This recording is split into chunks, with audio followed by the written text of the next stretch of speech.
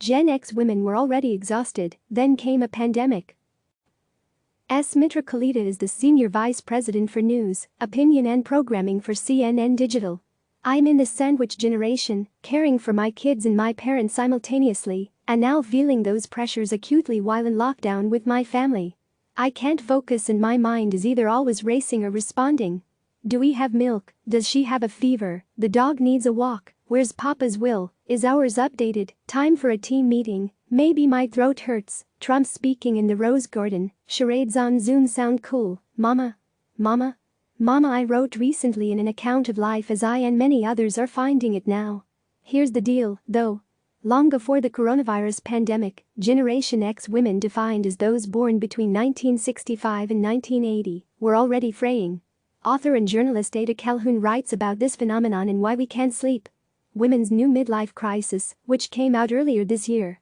I asked her a few questions by email and lightly edited our conversation. As Mitra Kalita. Let's start with what coronavirus has done to this generation and specifically women. Calhoun. Middle-aged women do most of the caregiving in this country for children and aging parents. The coronavirus has sent children home to be schooled by the parents, and it's menacing seniors more than anyone else. So it's now on Gen X women to keep their parents from dying while learning how to homeschool, while either working from home or dealing with a job loss and profound financial insecurity, and no social network aside from what we can cobble together online. It's a perfect storm of pressure. Kalita. You write about how we are trying to do so much more with less resources, more expensive childcare, demands at work. Do you think the virus has lifted up the curtain on the society we created? How do we want to look on the other side of this? What policy changes might have prevented this? Calhoun. This virus may be the anvil that broke the camel's back.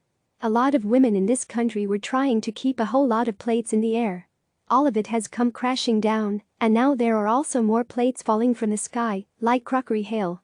When I was working on the book, some women told me they sort of wanted to blow it all up, their schedules, the dynamics of their marriages, their career path, and start over. This is not how anyone would have ever wanted something like that to happen, but I wonder if some of those women now are in a position where they will need to rebuild from scratch. To find a new distribution of work at home, to figure out a new career path, to change their expectations for themselves.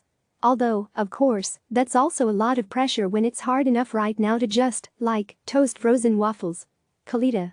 Parents are struggling to do it all right now.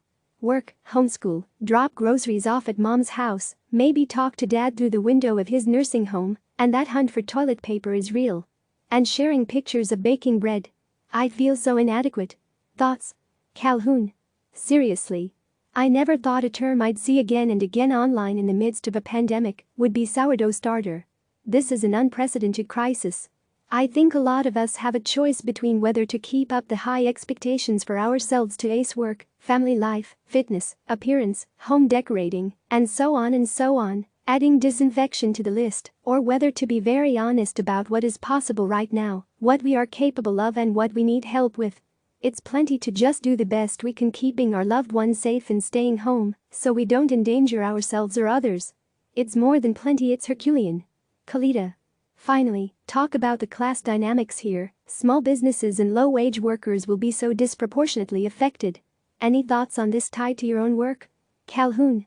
Yes, one thing that is so scary is how close most of this country was living on the edge already. And now a lot of people may have no income for months. It's terrifying. One thing that I learned in researching the book is that there used to be so much more support for people from religious groups, professional clubs, neighborhood organizations, employers. The poor in particular were already suffering horribly from that lack of social support, but right now it seems like that lack is being felt by nearly everyone. Click subscribe to receive the latest news.